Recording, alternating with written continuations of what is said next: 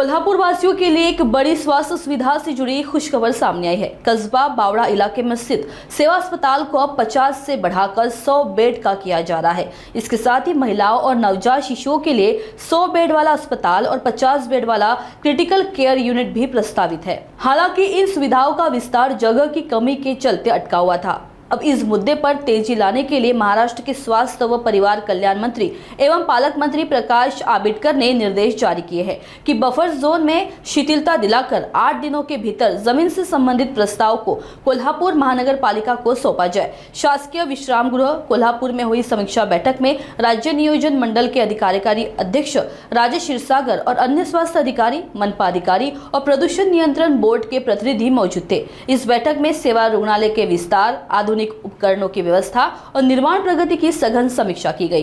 गेली अनेक वर्ष हे उपजिल्हा रुग्णालय जे लाईन बाजारमधलं आहे या ठिकाणी 50 बेडचं आता ते हॉस्पिटल आहे ते 100 बेड्स व्हावे यासाठी मागणी होते। अनेक वेळा मागणी होऊन देखील ती मागणी पूर्णत्वास येत नव्हती। यासाठी गेल्याच 2-3 दिवसापूर्वी मी उपजिल्हा रुग्णालयामध्ये बैठक घेतली आणि सन्माननीय पालकमंत्री आणि आरोग्यमंत्री यांना विनंती केली की या संदर्भात तातडीची एक बैठक आयोजित करावी। माझ्या विनंतीस मान देऊन त्याने आज ही बैठक या ठिकाणी आयोजित केलेली आहे। कसबा बावडा, शिये, लाईन बाजार, रमणमाळा या परिसरातील मध्यमवर्गीयांसाठी एक महत्त्वाचं असणारे हॉस्पिटल आणि याचा विकास होणं फार गरजेचं आहे। त्या ठिकाणी हॉस्पिटलचा परिसर हा बफर झोनमध्ये जातो।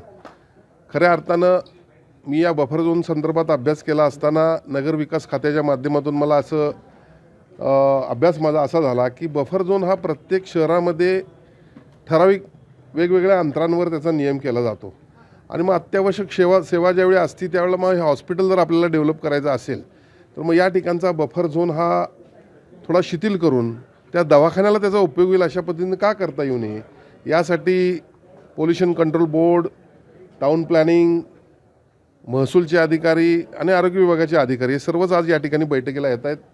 क्रिटिकल वॉर्ड, महिलांसाठीचा वॉर्ड आणि विविध सेवा या रुग्णालयाच्या माध्यमातून आपल्याला रुग्णांना द्यायच्या आहेत। त्यासाठी आजची बैठक अत्यंत महत्त्वाची ठरेल आणि प्रामुख्यानं जिल्ह्याचे पालकमंत्री स्वतः आरोग्यमंत्री असल्यामुळे या ठिकाणी निधीला कुठली अडचण राहणार नाही अशी मला या ठिकाणी खात्री वाटते।